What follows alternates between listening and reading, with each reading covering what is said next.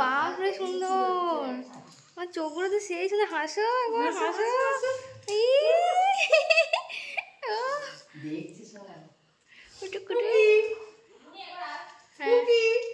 আমার দিদি ভাই চলে এসছে, আমরা দুজনে মিলে আজকে সেজে নিয়েছি সুন্দর করেই, আমরা আজকে যাবো।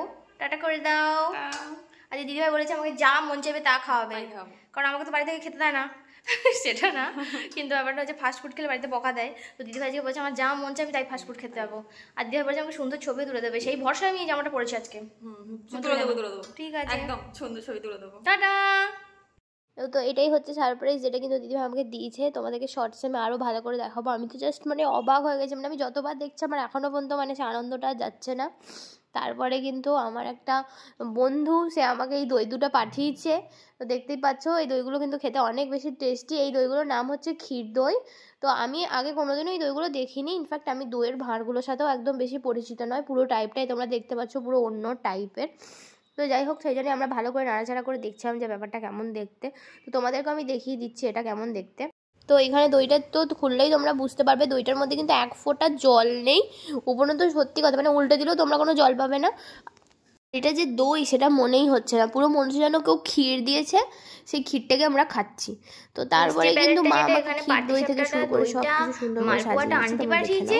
আর চমচম তোমরা তো দেখতেই পাচ্ছ, আর পায়েসটাও মা বানিয়েছে। আর আমি মিষ্টি খেতে সেরকম খুব একটা খাসা পছন্দ করি না, যে কারণে আমার জন্মদিনের মিষ্টির ভাগটা আমি মাকে বলি একটু কমই আনতে, ঝালের ভাগটা বেশি করতে। তো এটাই হচ্ছে আমার আজকের মেনু।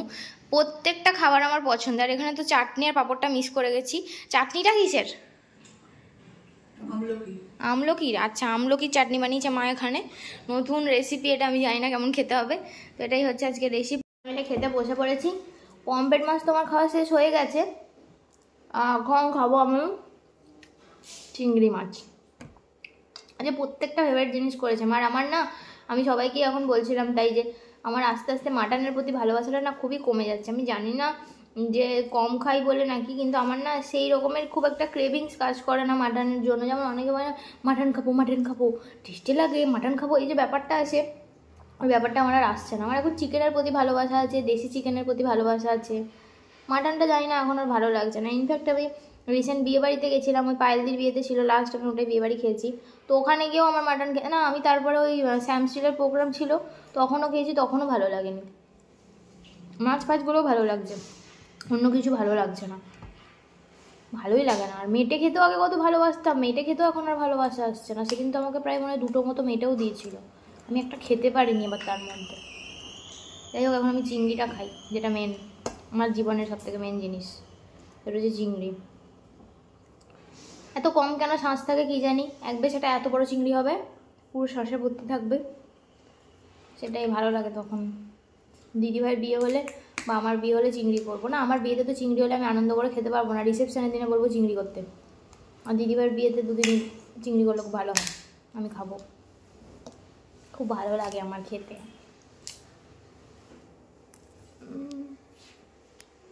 চিংড়ি মাছ যা ছিল সব কিছু খেয়ে নিয়েছি, আর এখন হচ্ছে এই লেগ পিস খাওয়ার পালা। তো মা লেগ পিসটা ভালোই বানায়।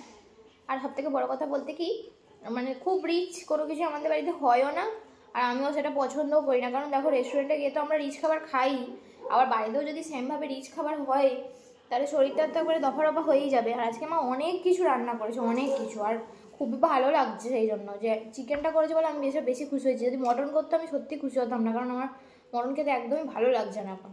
তখন আমি চিকেনটা খাবো। মটনটার প্রতি আমার এতটাই মানে বৃত্তিটা চলে এসছে যে বারে বারে মনে চলে আসছে।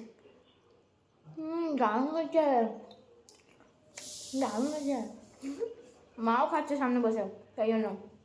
ঠিক আছে, আমি খাবারটা তাহলে চটপট করে শেষ করে নিই, দিয়ে তোমাদের সাথে আবার দেখা হবে। আমার ভিডিও দেখো তারা নিশ্চয়ই জানবে যে আমরা কিন্তু 1 জানুয়ারিতে চলে গেছিলাম হচ্ছে সিমলাগড়ের মায়ের মন্দিরে তো পুজো দিতে। তো সেখানে গিয়ে কিন্তু আমাদের অনেকই ভালো লেগেছে। আমরা দুজনে মিলে, দেখতে পাচ্ছ সবাই বলে আমরা নাকি যমজ, কিন্তু আমরা কিন্তু যমজ না, মুখটা পাশাপাশি দেখলেই তোমরা বুঝতে পারবে একটু আলাদা আছে। আর এই হচ্ছে যে সিমলাগড়ের কালীমা। তারপরে কিন্তু আমরা ওখান থেকে বেরিয়ে যাই। বেরোনোর পরে কিন্তু এখানে একটা কেশর চা খেয়ে নিই। চাটাকে দেখে মনে হচ্ছে না কত বেশি কস্টলি, কিন্তু এটার একদমই বেশি দাম নয়, এটার দাম হচ্ছে মাত্র 12 টাকা। আর চায়ের ভাতটাও কিন্তু অপূর্ব সুন্দর কমপ্লিট হয়ে গেছে। নতুন বছর চলে এসছে, এইবার হবে আমার আসল বার্থডে সেলিব্রেশন, মানে যেটা আমার বাড়িতে হয়, বন্ধুরা আসে। তো আমি এখন তোমাদেরকে দেখাচ্ছি যে আমি কি করছি। এই রাইস আর এই দেখো আমি গরম করতে দিয়ে দিয়েছি দুটো জায়গায়। তো আমি এখন চাল ফাল দিয়ে এখন আমি মেনলি বানাবো হচ্ছে মিক্স রাইস, যেটা আমি খুবই ভালো বানাই, বাট অনেক দিন আগে বানিয়েছিলাম তো ভুলে গেছি, জানি না খারাপও হতে পারে, কিন্তু আবার আমি নতুন করে সব কিছু ঝালিয়ে এখন স্টার্ট করব। এই দেখো এখন ফুটছে, এই দিকেরটা এখন অতটা গরম হয়নি, তাই আমি এদিকেই হাফ চাল দেবো। আর এটা কিন্তু অলরেডি 15 মিনিট আমি মানে ভালো করে পুরো ওয়াশ করে নিয়ে তারপর এটাকে 15 মিনিট জলে ভিজিয়ে রেখে দেন আমি এখন এটার এর মধ্যে দিচ্ছি। তোমরাও কিন্তু যখন করবে এটা কিন্তু অবশ্যই মাথায় রাখবে। আমাকে ছাড়া খেয়ে নিতে পারলে। মা লিনা আমার জন্য একটা ছেলে দেখেছে, লিনা দেখা এই এটা এখানে দেখাস না, যদি সত্যি সত্যি কেউ কখনো দেখতে পায়। দেখো দেখো মা আমার জন্য ছেলে দেখেছে, দেখো মানে তুমি দেখেই বলবে জামাই করবো, একেই করবো পারো না।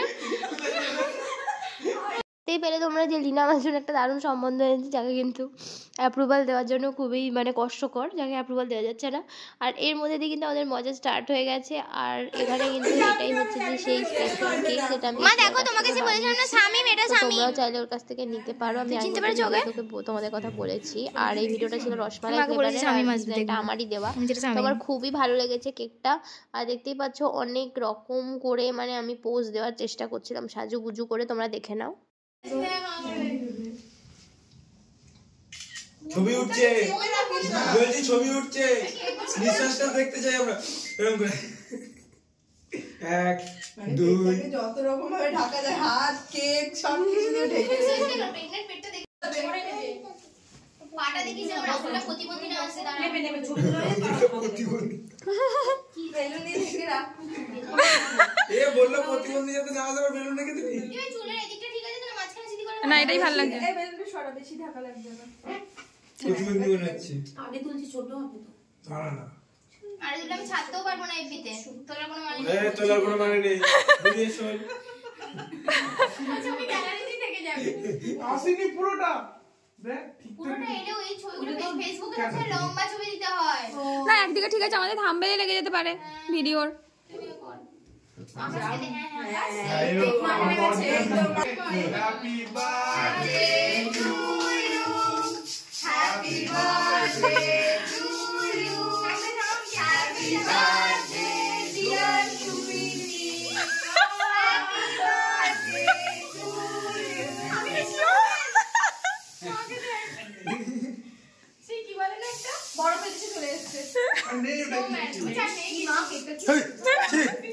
মেরি ক্রিসমাস হয়ে গেল এটা। এবার যদি ভিডিওটা অনই করিনি, ওই যে আগুনটা ছুঁড়ে মারবে। এই কেকটা মুদি দিছে নাকি তার মধ্যে?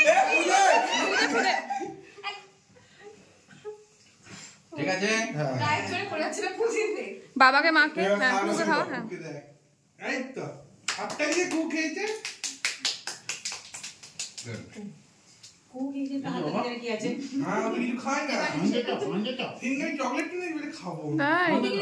তো ফার্স্টেই রেখেছিলাম কিন্তু ডিমের চপ, আর তার সাথে ছিল কেক, যেটা কিন্তু দিদিভাই সুন্দর করে মানে দিদিভাই বলছি ঈশিতা সুন্দর করে কেটে দিচ্ছিলো। ঈশিতাই কিন্তু বানিয়েছে, এটাই হচ্ছে ঈশিতা।